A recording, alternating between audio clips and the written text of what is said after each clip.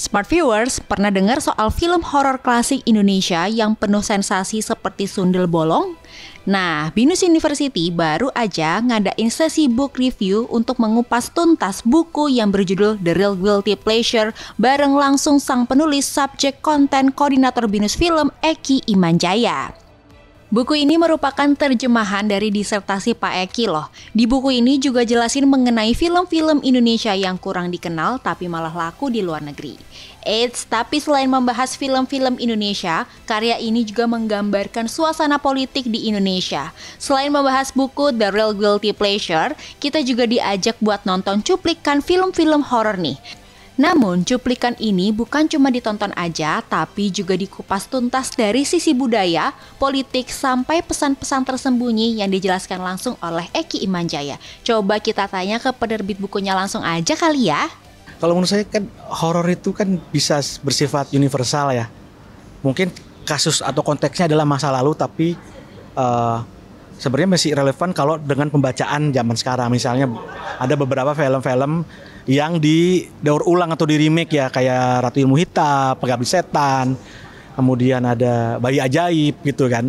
Itu semua di remake dengan memberikan konteks atau pembacaan yang lebih kekinian gitu. Tapi sebenarnya juga bisa dilihat bahwa film-film horor zaman dulu juga dilihat dari pendekatan sejarah gitu ya. Seperti apa Indonesia saat itu gitu. Karena film horor sebagaimana film genre populer lainnya itu kan sebenarnya adalah pemenuhan kebutuhan estetika dari masyarakat banyak. Jadi kita pengen tahu masyarakat zaman itu seperti apa sih seleranya, politik seleranya gitu. Sehingga relevan untuk mengetahui sejarah, tidak hanya sejarah film Indonesia tapi juga sejarah seni budaya Indonesia juga. Dan kemudian melihat konteksnya seperti apa, konteks politik, sosial, budaya yang terekam dari horor. Kadang kan horor biasanya metafora, alegori ya. Atau kiasan dari yang terjadi di waktu itu gitu. Pesan saya salah satunya adalah film-film yang dianggap B, dianggap sampah, dianggap eksploitatif, itu adalah anak kandung dari film Indonesia dalam sejarah film Indonesia dan sama pentingnya dengan film-film lainnya gitu. Jadi itu adalah sebuah puzzle dalam sejarah film Indonesia yang besar gitu.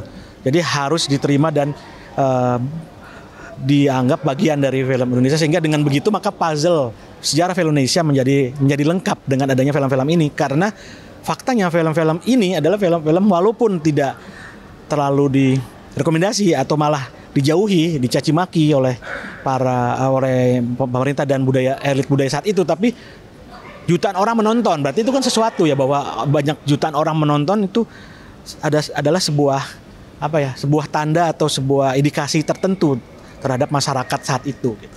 Itulah penjelasan langsung dari Pak Eki. Sebagai generasi masa kini, kita perlu memahami lebih dalam makna di balik cerita film horor. Film horor bukan sekedar menampilkan adegan yang menakutkan, tapi juga menjadi media untuk menyampaikan mitos dan bahkan potongan sejarah yang hidup di Indonesia.